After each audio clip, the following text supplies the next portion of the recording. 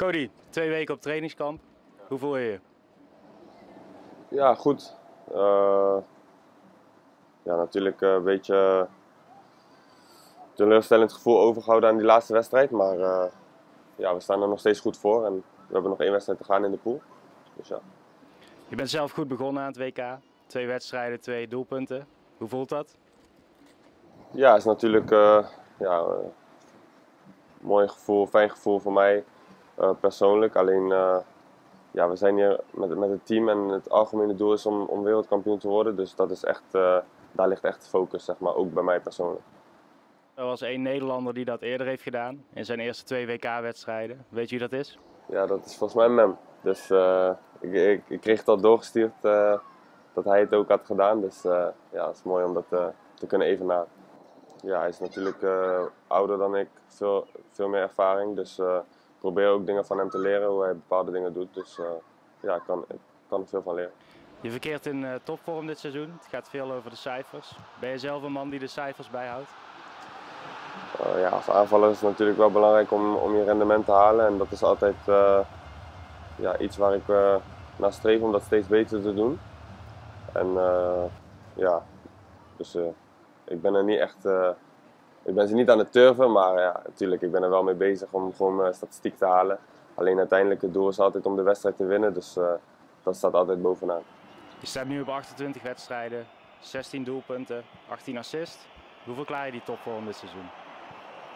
Ja, ik heb ook in die wedstrijden heb ik ook mindere wedstrijden gespeeld waarin ik toch wel mijn statistieken haalde. Dus het is niet altijd de vorm. Ik heb ook veel te danken aan mijn teamgenoten die me dan op de goede momenten wegstuurden. Of als ik een goede bal gaf, dat zij die dan afmaakten. Dat ik dan toch wel mijn statistiek heb gehaald. Maar ik denk dat ik gewoon nog beter kan spelen. En dan ben ik pas echt goed in vorm, zeg maar. En die statistieken, ik hoop dat ze blijven komen. Dat is altijd lekker. De bondscoach is al vaak lovend over je geweest. Hoe is je band met Louis van Gaal? Ja, ik denk dat we een goede band hebben. De trainer is, zoals iedereen weet, een eerlijk persoon.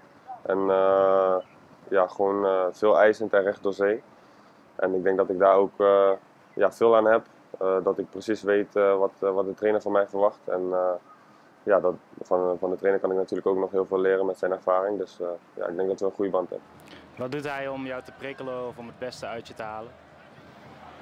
Ja, wat ik zeg, de trainer is veel eisend. Dus ja, dat is wel iets waardoor hij mij probeert te prikkelen en het lukt ook. Dus ja, het kan altijd beter en er zijn altijd dingen die ik nog kan verbeteren en dat houdt de speler ook scherp. Dan wil ik even naar de spelersgroep. Het ging de afgelopen dagen veel over dat de groep bij elkaar moet blijven, dat de jongens elkaar scherp moeten houden. Kun je iets meer vertellen over hoe dat gaat in zo'n groep? Ja, ik moet zeggen dat we een hele goede groep hebben. We hebben veel ervaren jongens in het team en ik denk ook dat we sowieso bij elkaar blijven, ondanks dat we gelijk hebben gespeeld of iets wat de media ervan zegt, weet ik niet precies. Alleen ja, wat ik er zelf van zie is dat we gewoon een hele goede groep hebben die dicht bij elkaar blijft en dat we vastberaden zijn om de volgende wedstrijd te winnen en ons doel hier te bereiken.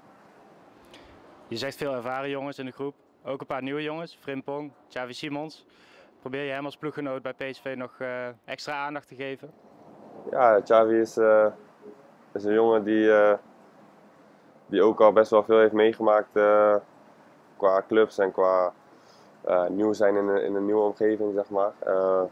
En natuurlijk probeer ik hem te helpen, maar hij redt zichzelf heel goed, zoals ik het allemaal zie.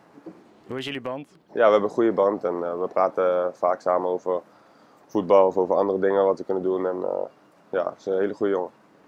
Ten opzichte van het EK vorig jaar zat je natuurlijk veel in Nederland. Nu is het wat langere periode in het buitenland. Hoe is dat? Ja, het is wel heel anders natuurlijk, maar ja, je bent natuurlijk volledig gefocust op wat je hier aan het doen bent. Dus ja, het maakt eigenlijk niet echt uit waar je bent, maar ja, je bent echt bezig met het trainen, met de wedstrijden en met het presteren. Hoe is je contact met Nederland? Krijg je veel berichtjes, telefoontjes?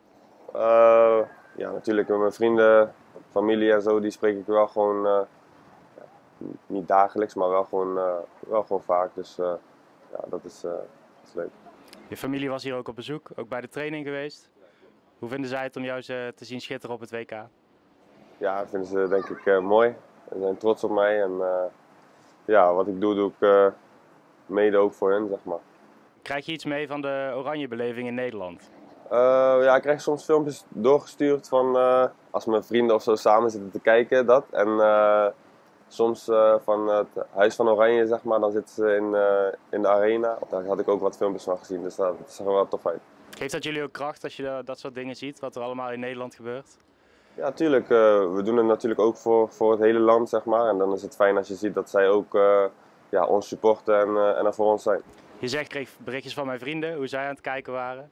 Hoe deed je dat zelf vroeger als kind?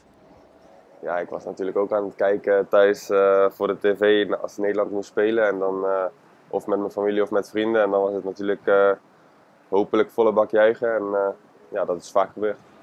Denk je daar wel eens aan terug nu je hier zelf staat? Ja, op dit moment niet echt, want wat ik al zeg, je bent volledig in de focus op de training, op de wedstrijden. En ja, het volgt zich best snel op naar elkaar.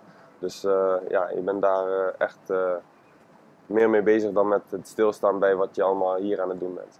Ja, ons doel is natuurlijk vrij simpel. We willen gewoon wereldkampioen worden. En daar hebben we alle vertrouwen in. We hebben een heel goed team. En ja, we weten dat we nog veel beter kunnen dan wat we hebben laten zien. Dus ja, voor ons gevoel kan het alleen maar beter. Ja, en persoonlijk wil ik gewoon zoveel mogelijk minuten maken en zoveel mogelijk goals proberen te maken, assists proberen te geven. En dan zien we wel hoe ver het komt.